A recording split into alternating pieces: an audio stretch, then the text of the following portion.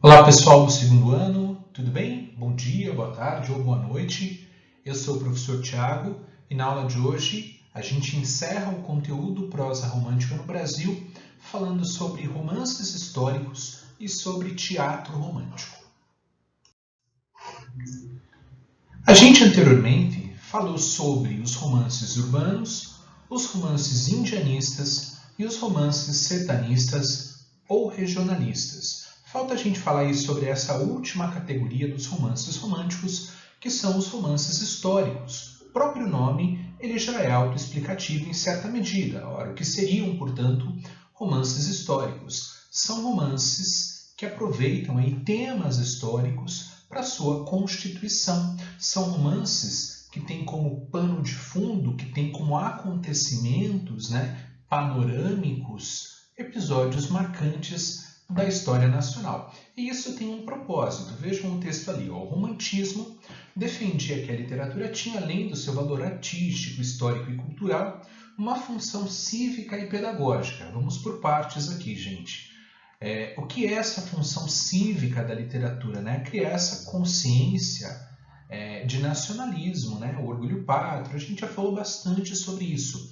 Lembrem que o romantismo é o primeiro período literário que corresponde à era nacional da literatura brasileira. O romantismo surge aí nos anos seguintes ao processo de independência.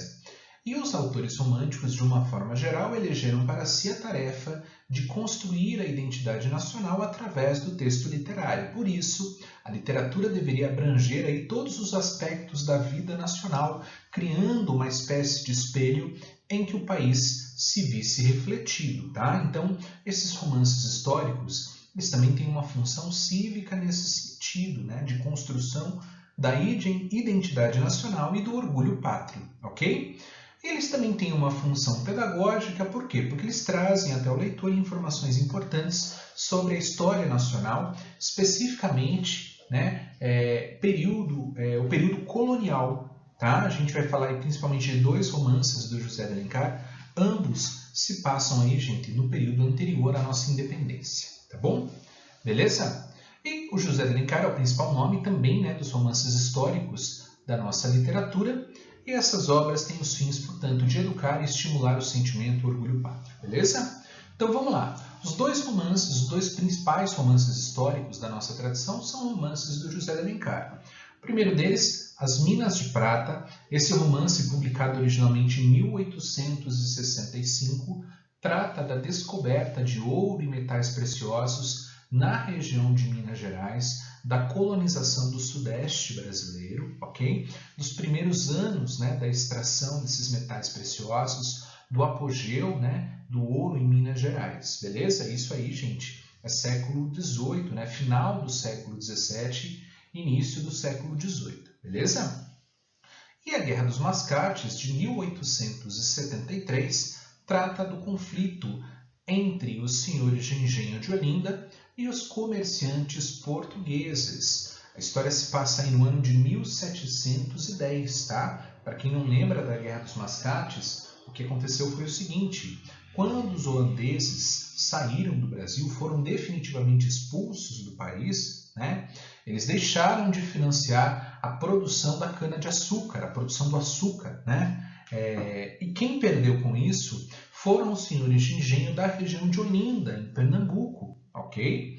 Bom, Olinda ainda era a capital, beleza? Mas Recife era a cidade do comércio, Recife era mais próspera. Por quê? Porque não dependia exclusivamente da exportação de açúcar, beleza? A princípio, os comerciantes aí de Recife emprestaram dinheiro aos senhores de engenho de Olinda, mas eles não puderam honrar as suas dívidas e isso acabou depois gerando uma espécie de conflito que descambou aí para uma guerra, beleza? Esse episódio é retomado por esse romance, A Guerra dos Mascates.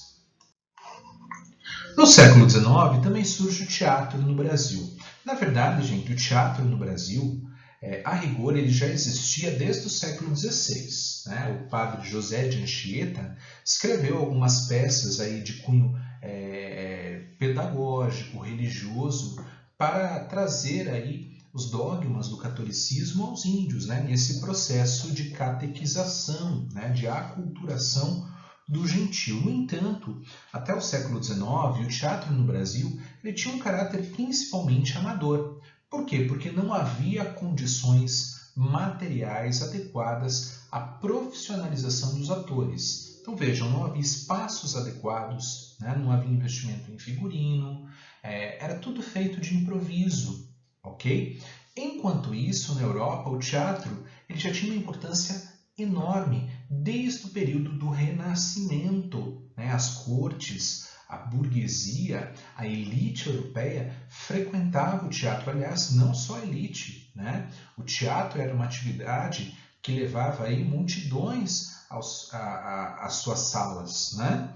Mas no Brasil o teatro ainda tinha um caráter amador. Quando isso mudou? Com a chegada da família real ao Brasil no início do século XIX. A família real, né, portuguesa, tinha aí hábitos europeus, não só a família real, mas a corte portuguesa, em torno de 10 mil pessoas, né, vieram de Portugal para o Brasil, não é isso? E era preciso que essa corte, né, mantivesse uma certa rotina cultural. Tá? Um dos investimentos foi justamente nessa profissionalização. A demanda por teatro, nessa época, possibilitou a profissionalização da atividade. Inclusive, surge no Brasil a Companhia Nacional, né, do João Caetano. Foi uma escola muito importante para atores, né, no Brasil. Tá? Foi a Companhia do João Caetano, por exemplo, que encenou pela primeira vez as peças do Martins Pena. Enfim, havia um ciclo de produção teatral no Brasil. Beleza? O primeiro autor importante da história do nosso teatro, aliás, o grande autor aí da primeira metade do século XIX, na esfera da produção teatral, no Brasil, foi o Martins Pena. Tá? Ele morreu aí, como vocês podem ver, de forma precoce, né, aos 33 anos. Ele nasceu no Rio de Janeiro, em 1815, né? Morreu em Lisboa em 1848, morreu tuberculoso, como muita gente na época. Ainda não havia tratamento para tuberculose. Tá? Ele veio de uma família humilde, né? Ele acabou se dedicando às suas duas grandes paixões, o comércio e o teatro, né? E ele obteve bastante sucesso com as suas peças por conta do seu ineditismo, né? No começo, gente, antes do Martins Pena, ensinavam-se principalmente peças europeias, né? A partir do Martins Pena, é um autor brasileiro que escreve, mas também é o Brasil que é retratado nos palcos. Tá? O Martins Pena inaugurou um gênero importante da produção teatral entre nós, que ganhou o nome aí de comédia de costumes. Tá? As comédias de costumes, elas retratavam o dia a dia no Rio de Janeiro, a vida social no Rio de Janeiro. Né? Então, o dia a dia das pessoas era retratado de forma bem humorada, mas também de forma crítica. A gente vai ver daqui a pouquinho, principalmente quando a gente for resolver os exercícios, né, que as peças do Martins Pena tinham um caráter crítico e geravam inclusive um certo desconforto. Né? Ele abordava aí temas considerados tabus, como por exemplo a escravidão, o tráfico negreiro, né? Esse abismo social que já havia no Brasil entre senhores escravos, enfim. Tudo isso está presente nas suas peças. Né? Aliás, o teatro ele é um instrumento importante de crítica social, ele é um instrumento importante também no registro da vida cotidiana das pessoas. Muitos historiadores, sociólogos, né, antropólogos recorrem aí às peças teatrais para reconstruir, né, a vida num determinado período. Tá? A comédia ela tem essa capacidade, né, de representar a vida nos seus aspectos mais comezinhos. Comezinhos é detalhado, né, pequeno, tá? Nesses aspectos mais cotidianos. Tá bom? Eu trouxe para a gente duas questões recentes da Universidade Federal do Paraná sobre a peça Os Dois, ou Inglês Maquinista, do Martins Pena. O título é curioso, mas vocês já vão entender o porquê desse título. A história é simples, ela é mais ou menos o seguinte. A história se passa num cenário único, que é a sala da casa de Clemência, né? Uma casa aí de uma representante dessa elite senhorial do Rio de Janeiro do século XIX.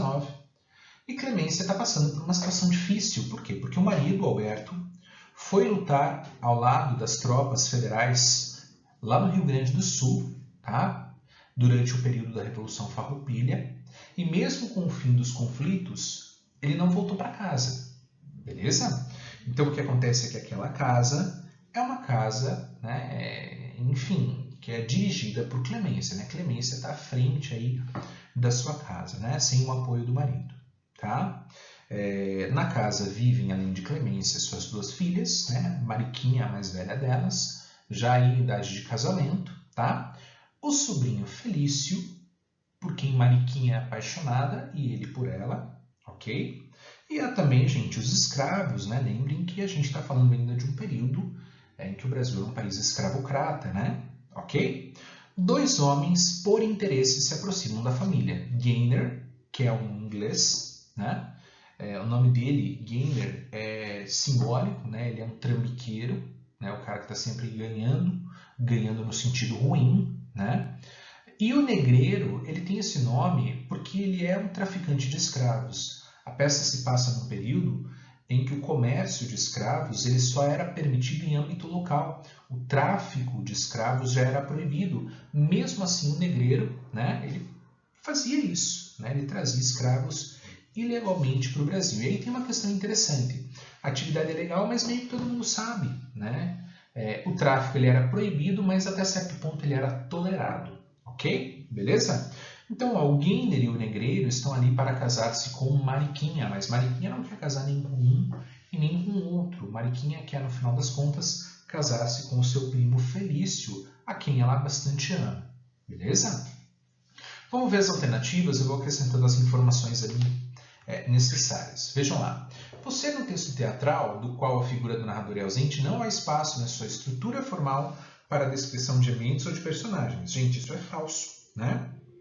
Existem N instrumentos para que o autor faça a descrição dos cenários e das personagens. O mais importante deles é o uso das rubricas teatrais, né? A rubrica teatral é aquele texto que os personagens não levam ao palco, né? Esses textos, esses trechos, que são as rubricas, servem justamente para essas orientações de montagem de cena, caracterização das personagens, né? A gente falou bastante sobre isso ano passado, quando a gente falou sobre gêneros literários, tá? Letra B. As ações das personagens são mostradas ou relatadas na peça, mas seus pensamentos não, de modo que o leitor ou o espectador ignora quais terão sido suas emoções e reflexões. Falso também, gente. Primeiro, porque você pode, né, mostrar ações e reflexões de alguma forma que não seja verbalmente, né? Os atores, inclusive, eles são treinados para isso, eles constroem essa habilidade, né? Mas aqui nessa peça tem um recurso importante, que é quando os personagens falam à parte. Os personagens falam de si para si, como que pensando em voz alta. Dessa forma, o leitor tem acesso não só às suas ações, mas também às suas motivações, às suas emoções, beleza? Portanto, falsa também a letra B. Letra C. As inovações técnicas apresentadas pelo inglês são bem recebidas pelos personagens brasileiros, que não emitem sinais de desconfiança por admiração do estrangeiro. Falso, gente. Todo mundo sabe que o Gainer ele é um trambiqueiro, tá? Vou dar um exemplo. Ele chega tentando vender ações de uma empresa que vai produzir uma máquina que funciona mais ou menos assim. Coloca-se um boi de um lado e do outro lado já sai a carne cortada, sai o sapato feito com o couro do boi, né? Sai açúcar feito com o chifre do boi, enfim. É um absurdo, né? E ele claramente não é bem recebido, tá? Beleza? A gente pode ler de forma simbólica esse personagem, representando aí talvez o capital estrangeiro e a relação do Brasil com o exterior, né? Lembrem que o Brasil, na época, tinha como principal credor e parceiro comercial a Inglaterra, tá? País de origem do Gainer, tá bom?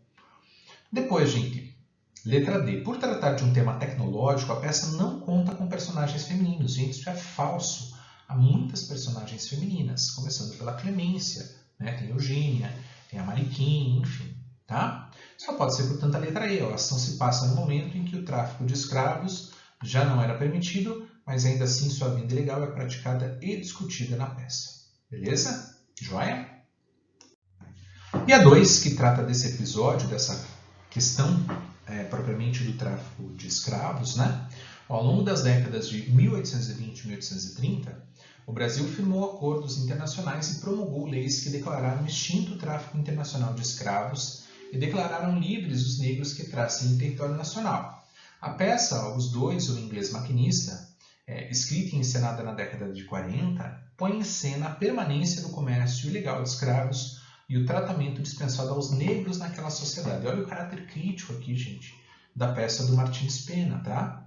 Veja lá, ó, nessa peça, Mariquinha recebe de presente de seu pretendente, aqui do negreiro, tá, gente? Um pajem negro. É um menino negro, né? Tá? Nessa cena, observa-se o esforço desmedido de negreiro, que é capaz de cometer crimes para agradar a sua amada. Primeiro que ele não ama a Mariquinha, né? Ele está disposto aí a casar-se com ela. Por quê? Por conta da herança da Mariquinha, né? Ele vem de uma família rica.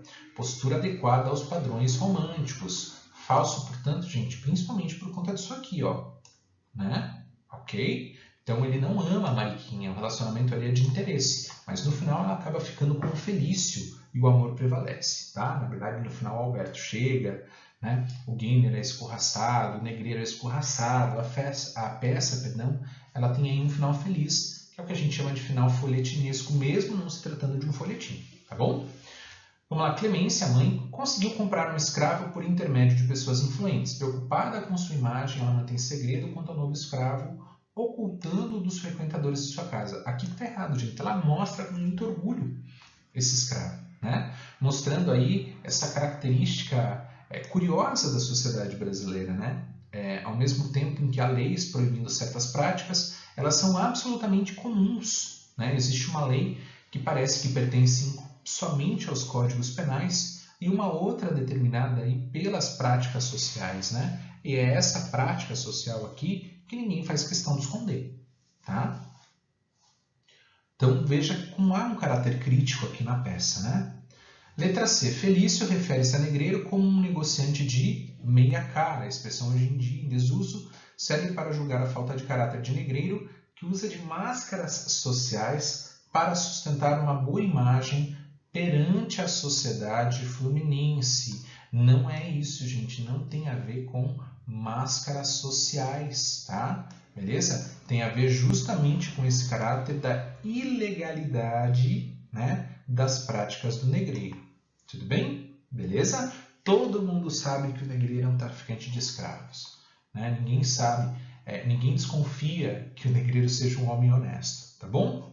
O inglês Gainer ameaça denunciar o comércio ilegal de escravos. Suas ameaças são movidas pelo desejo de afastar da casa de Mariquinha o traficante de escravos. Claro, gente, os dois são interessados em casar com a Mariquinha, tá? Mas o Gainer, ele não quer denunciar aqui o negreiro por nenhum motivo nobre. O que ele quer é afastar, de fato, o negreiro para que o caminho até a Mariquinha fique livre, né? Isso não vai acontecer, mas essa alternativa é correta, tá? Vamos ler a letra E para ver por que ela está errada. Personagens negros desempenham papéis secundários, como o preto dos Manuês, é um vendedor de Manuês, tá? Um preto de ganho, né, que é um escravo que era emprestado. Eles aparecem com esses nomes aqui na peça, tá, gente? E os escravos da casa. Relegando-os a bastidores da ação, o autor deixa entrever o aspecto secundário do tema da escravidão. Não, gente, falso, né? O tema da escravidão aqui ele é bem importante, né? Portanto, a gente marca ali a letra D mesmo, tá bom? Gente, vamos encerrando por aqui. Até a próxima aula. Tchau, tchau.